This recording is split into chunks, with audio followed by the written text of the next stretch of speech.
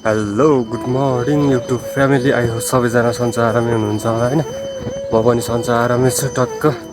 अनि त्यसपछि यहाँबाट चाहिँ हाम्रो घरबाट चाहिँ यस्तो दामी ब्युटिफुल खतरा हिमाल देखिरहेको छ यहाँबाट चाहिँ। हाम्रै घरबाट आज चाहिँ खतरा खोलिरहेको छ। उहाँ डाँडाबाट झन् बेस्ट देखिन्छ कि आज त यस्तो ब्युटिफुल देखिरहेको छ यहाँबाट चाहिँ।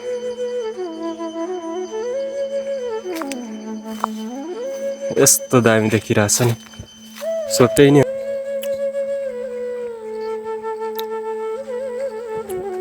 हेर्नु न। अनि अघिसम्म त्यस्तो मस्त खोलिरहेको थियो अनि भर्खर सबै बादल बस्थ्यो कि अब त्यो यस्तो खतरा सिन देखिन्छ भनेर आएको म चाहिँ झन् म आएको बेलै यस्तो हुन्छ त। अनि हुने भए नि तिनीहरूलाई त मैले आफैले गर के म आफै त्यहाँ पुगेर सर्ट गरिदिन्थेँ। अब के गर्नु मिल्दैन, सक्दिनँ म। यस्तो बादल बस्थ्यो अनि अघि घरबाट यस्तो दामी देखिरहेको थियो कि अनि अब खोलिरहेछ नि त भनेर आइहाल्यो। आउने बित्तिकै यस्तो अनि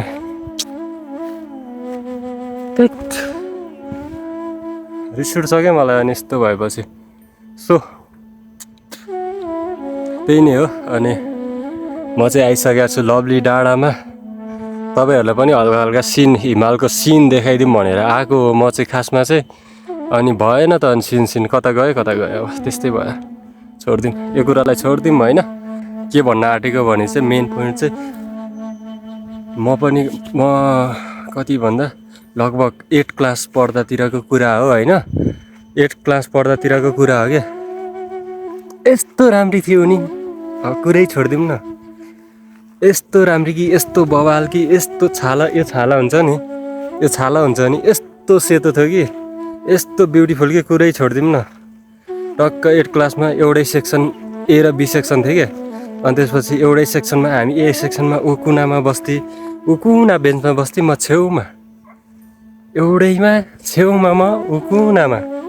म त खत्रै हेरिदिन्थेँ कि फेरि यस्तो गरेर यस्तो गर्ने होइन। सरले उता पढाइरहेको हुन्छ नि त, सरले भनेर पढाइरहेको हुन्छ अनि यताउति गरेर हुन्छ नि त। व्हाइट बोर्डमा लेखिरहेको बेला चाहिँ म टक्क यस्तो नजरले यस्तो हुन्छ नि साइड लुक के यस्तरी हेरेर बस्दिन्थेँ त उनलाई। अनि यस्तै ब्युटिफुल थिइन्, यस्तो सुन्दरी, कुरै छोडिदिउँ न।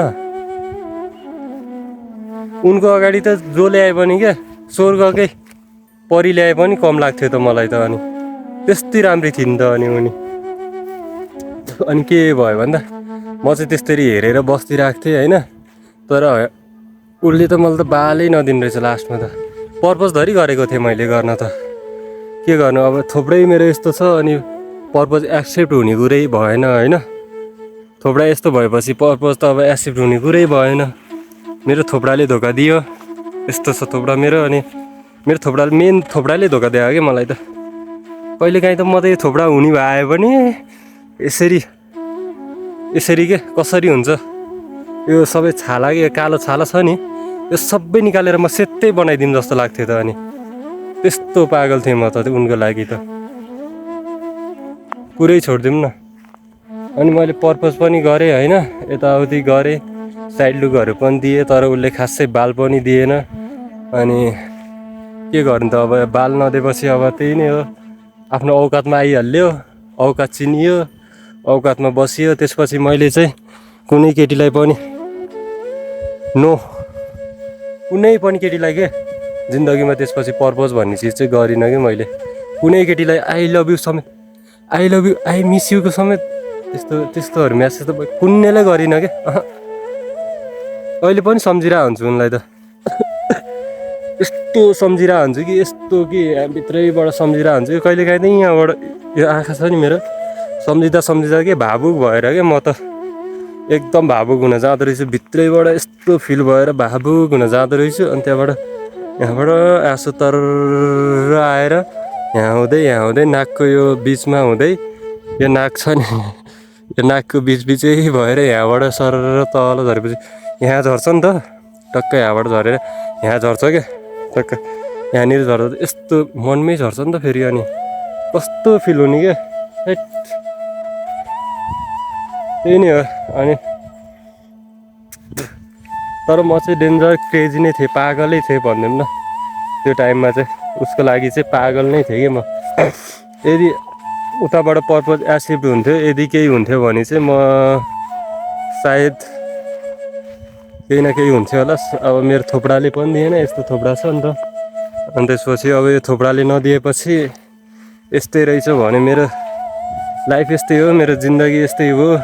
केटीहरूले चाहिँ मलाई पत्याउँदैन अब जस्तो लाग्यो, फिल पनि भयो। अनि त्यसपछि कुनै केटीलाई पनि ट्राई गरिनँ।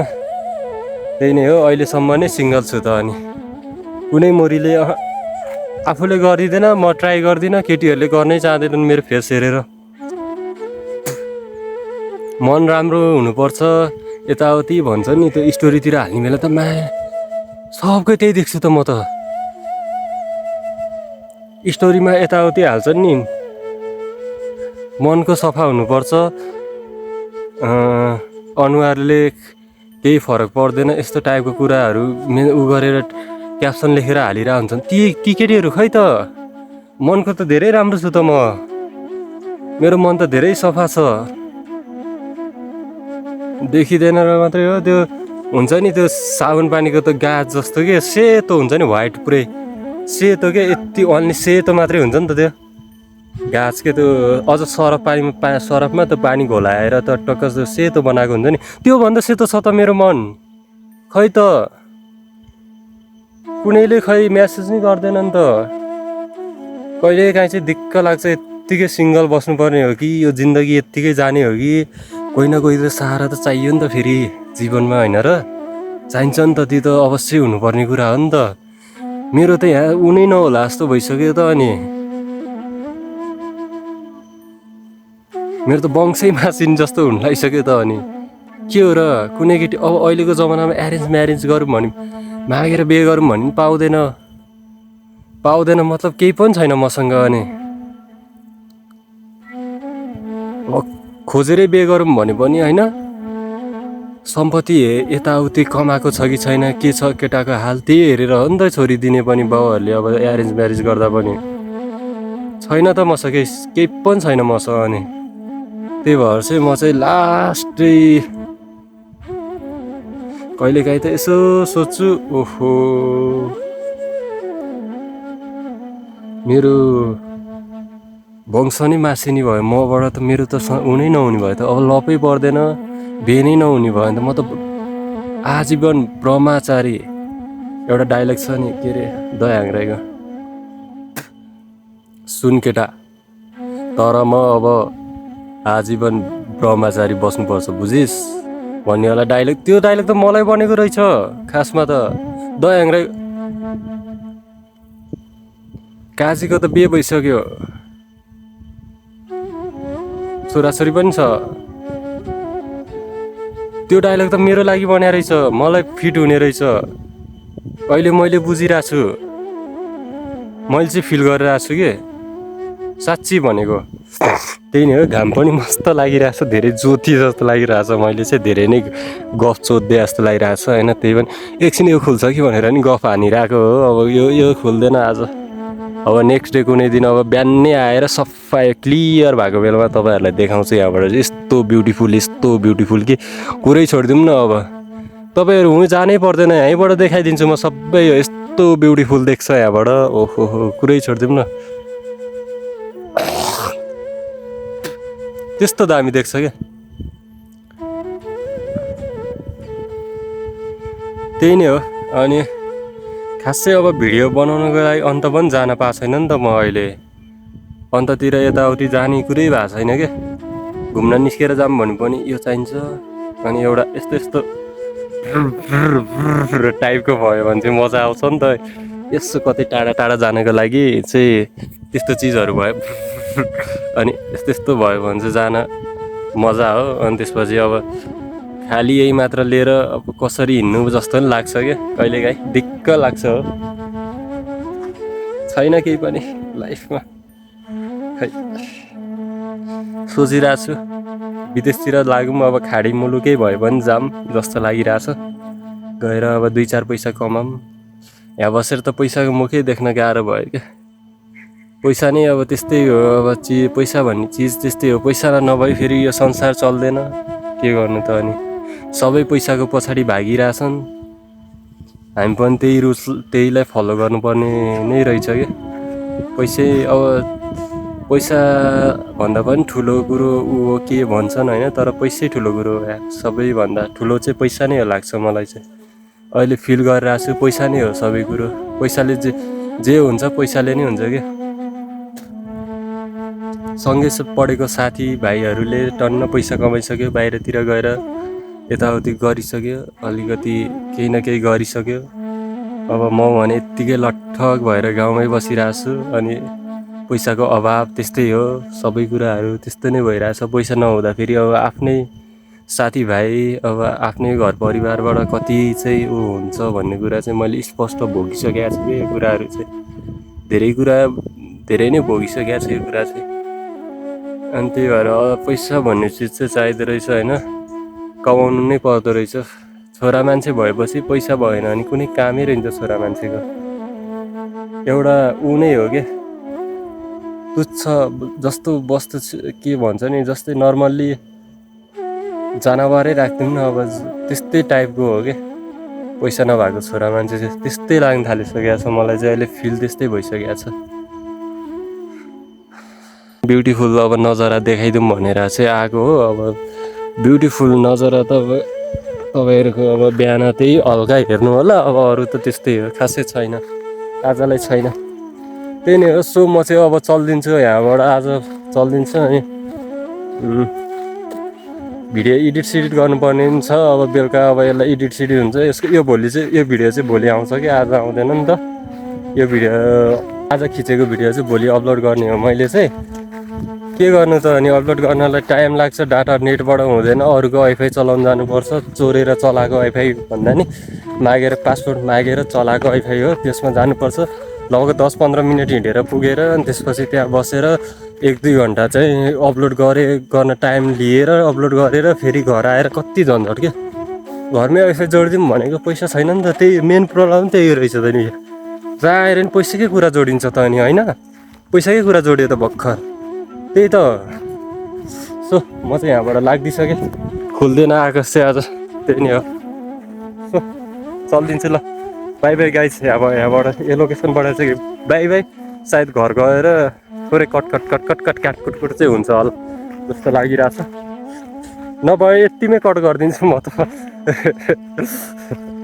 के गर्नु त अनि, छैन त मसँग केही पनि सामानहरू नै छैन त, इक्विपमेन्ट्सहरू नै केही पनि छैन त यस्तो गर्नको लागि, बनाउनको लागि। यही फोनबाट मात्रै गरेर हुन्छ नि त। स्टोरेज नै फुल हुन लागिसकेको छ अहिले। अब लगभग 30 आधा घन्टाको भिडियो मैले बनाउन सुट गर्न पुग्छ क्या। आधा घन्टाकोबाट बेस्ट निकाल्दाखेरि अब कति नै होला त, त्यही 10-15 मिनटको बेस्ट हुँदैन क्या। त्यही हो, अलिअलि त बिग्रेको ठाउँमा काट्न मिल्छ, अरू त मिल्दैन। त्यही नै हो गाइस। सो म चाहिँ रोडमा आइसकेको छु, अब चाहिँ घरतिर चल्दिन्छु ल, बाई बाई गाइस। टक्क लगाएर पिङ खेल्न आएको पिङहरू चाहिँ निकालिदिइसकेको रहेछ यहाँनिर। भ्यू चाहिँ यहाँनिरबाट नि बवाल देखिन्छ, त्यहाँ यस्तो दामी देखिरहेछ।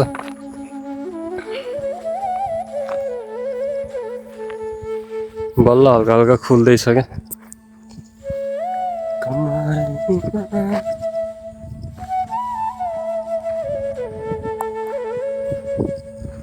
पिङको चाहिँ निकालिदिइसकेछ उनीस। भ्लग हो भाइ यो, युट्युबमा आउँछ नि। सब्सक्राइब भर्खर 48 पुगेछ। सब्सक्राइबरको कम्ती छ क्या मलाई। कस्तो भाइहरू चाहिँ यहाँ फुटबल खेल्दै रहेछ। यस्तो भाइ लाएर आएको थिएँ, खेल्नै मिल्दैन कि यसले, दिँदैन नि त। त्यही नै हो,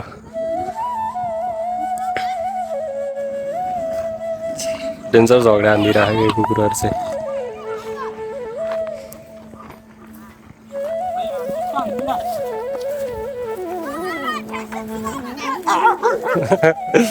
झम्टी जाँदो रहेछ त यार।